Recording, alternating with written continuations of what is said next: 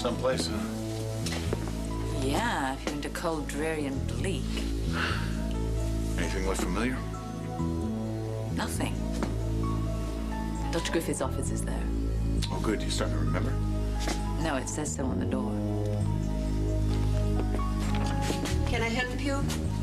Oh, hello. Yes. Good afternoon. We're here to see Dr. Griffith. And you would be... Edmund Gray and Alexandra Marick. I don't see an appointment. We don't have one. It's not for lack of trying. I've left several messages with Dr. Griffith. Dr. Griffith is a very busy man. Yes, I can relate to that. I'm co-director of the Andraste Foundation for Rare Diseases in the United States, and I also practice, so I do understand, believe me. Yes. Perhaps we can make an appointment to discuss your foundation. I see he has an opening at 10:30 in the morning next Tuesday. Well, actually, we're not here to discuss the foundation. It's more personal. I was a patient here once. I see. I don't think you do. We need to see Dr. Griffith today. Now. I'm terribly sorry, but that is just not possible. Either inform Dr. Griffith we're here, or I'll go through that door and I'll tell him myself. That won't be necessary. I'll relay the message. Kindly have a seat and wait over there.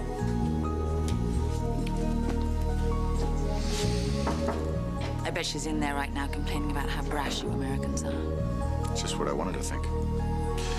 We didn't come this far to be shown the door. Oh, it's so strange. I mean, I spent a significant amount of time here, but nothing looks familiar to me.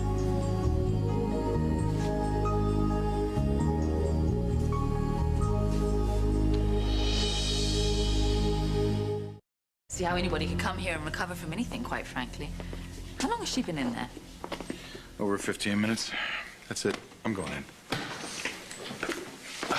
Dr. Marick, my apologies. How do you do, Mr. Gray? Sorry for the wait. I was tied up with a lengthy phone consultation. Oh, we quite understand. Thank you so much for seeing us. That'll be all, Margaret. You'll have to excuse Margaret. She's fiercely protective of my time. Yeah. So, you expected us? I mean, you received my emails? Yes, I have. But unfortunately, my hands are tied. I don't have access to Dr. Marick's records. I'm afraid you've come a great distance for nothing. When you say you don't have access, Doctor, what do you mean? I beg your pardon? Well, I happen to know that Dr. Marick's records were not sealed by the British government, as you had led me to believe, so they must be available. I'm sorry, but we only began computerizing records 5 years ago. Okay, well, prior to that. I mean, they must be somewhere in a box in storage. I mean, you wouldn't just lose them or throw them away. That would be negligence. No, of course not. We have boxes and boxes of files in our records room. But they're in a horrible jumble. I couldn't begin to know where to look. Well, allow me to help you. We do follow protocol over here, Mr. Gray. I'm familiar with the concept. We have protocol in the United States. You know what else we have in common? The press. It just so happens that I happen to publish a magazine, investigative journal magazine with an international circulation. You may have heard of it. It's called Tempo. I know the publication. You know, technology is an amazing thing, Doc. I could just pick up this phone right now. I could call my office and they could start an expose on a private sanatorium that is refusing to give a former patient medical records. Now, why would they do that? Could be lost, could be a cover-up, maybe a scandal. Now, scandal's good. That sells papers. You know what would happen? Your private little sanatorium would be overrun with photographers and reporters, maybe even Scotland Yard. So you see, Doctor, that's how we do things where I'm from.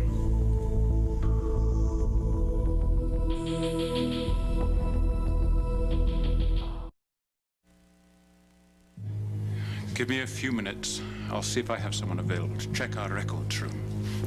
Please, have a seat.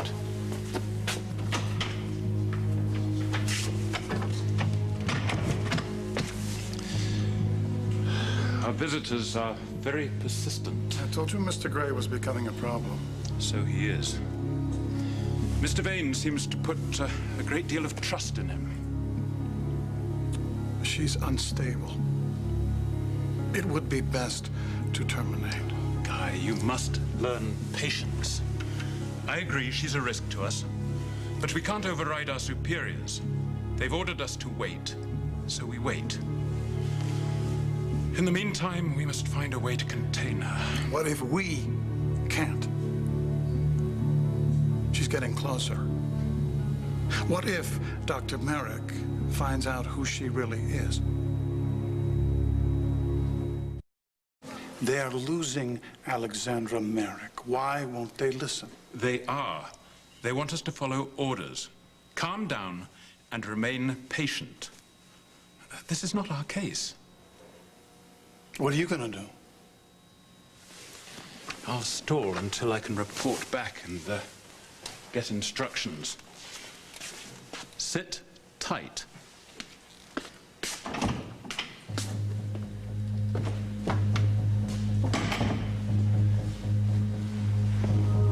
I had a clerk check our records room. It seems Dr. Marick's file is among those moved to an off-site storage facility. Well, that's great. Just give us the address and we'll check it out ourselves. It's a warehouse facility, and there's no way I can give you access. But I will arrange for someone to drive out and look for your file. So, how long do you plan to remain in Wales? As long as it takes. I see. I apologize for the inconvenience. When should we contact you again? Check back next week. Good day. Well, that's a start, I guess. But he got rid of us a little too easy, don't you think? Yeah. I agree.